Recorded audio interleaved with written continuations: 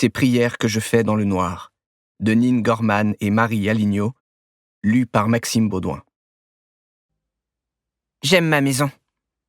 Elle est grande, très grande, et blanche, très blanche, avec des hautes colonnes comme celles d'un temple de dessin animé, un joli jardin plein de roses et surtout une immense piscine où on peut nager et plonger. Mes parents invitent souvent du monde, et alors là, pas le droit aux baignades ni aux plongeons. Il faut se tenir correctement, surtout quand on porte tous du blanc. Ce genre de réception s'appelle une garden party, et contrairement à ce que son nom indique, c'est une affaire à prendre très au sérieux. Aujourd'hui, c'est une fête comme celle-ci.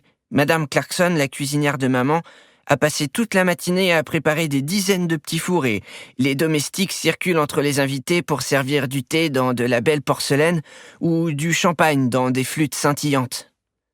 Les adultes parlent de choses très ennuyeuses, comme de politique et aussi de collecte de fonds pour la campagne apparemment, mais laquelle ? Enfin, comme d'habitude, ce que racontent les grandes personnes n'est pas très intéressant.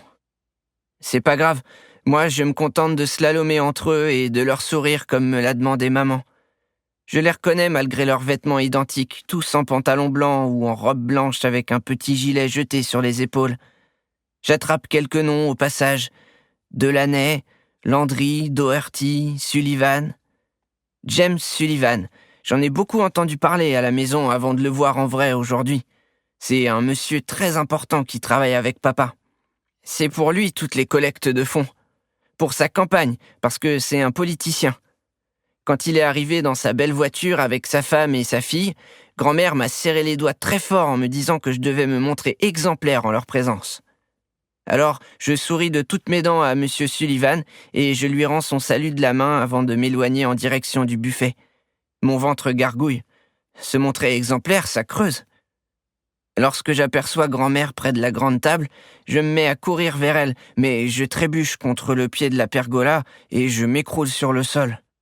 Une douleur horrible se répand dans mon corps et un côté de mon bras me lance, égratigné de l'épaule au poignet.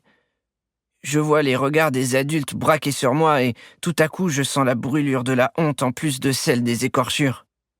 Un goût de bile remonte dans ma gorge et je ne peux pas retenir les larmes qui me piquent les yeux avant de couler le long de mes joues, incontrôlables. Grand-mère marche vers moi puis s'accroupit. Je voudrais qu'elle me prenne dans ses bras et qu'elle me console, mais son visage est aussi pincé qu'à l'ordinaire. « Rappelle-moi ce qu'on a dit sur les larmes, Thomas » murmure-t-elle pour que personne d'autre que moi ne l'entende. Je baisse la tête et je ne lui réponds que par un reniflement triste. Elle glisse un index sous mon menton pour m'obliger à lui faire face et ses iris gris me transpercent. Seuls les hypocrites pleurent pour obtenir les faveurs de Dieu. N'oublie jamais ça. J'acquiesce en ravalant ma douleur et ma honte et mes pleurs se tarissent presque aussitôt. Grand-mère observe ma blessure et tapote plusieurs fois dessus avec une des serviettes blanches. « Ce n'est qu'une égratignure, » déclare-t-elle. « Va voir Viviane, elle te fera un pansement. » Puis elle se relève et s'éloigne. Tout à coup, je n'ai plus aussi mal à mon bras. Je crois que c'est dans ma poitrine que c'est le plus douloureux. Les adultes sont retournés à leurs occupations et moi je n'ai qu'une envie, c'est de rentrer pour m'enfermer dans ma chambre. Je n'en ai pas le droit, mais je ne veux pas rester ici non plus. Soudain, je sens une main attraper la mienne depuis le dessous de la table près de laquelle je suis tombé. Je bascule à genoux et je me laisse entraîner comme avalé par l'immense nappe blanche. Une fois à l'abri, je vois le visage de la personne qui m'a attiré jusqu'ici. C'est une fille. Elle a de longs cheveux blonds réunis en une tresse sur le côté, de grands yeux verts et un petit nez retroussé. Elle est jolie, très jolie. Mais qu'est-ce qu'elle fait là ? C'est vrai qu'on se croirait dans une cachette de pirate, j'aime bien. Elle me sourit, alors je fais pareil. Et là, elle me dit « Ici, tu peux pleurer si tu veux.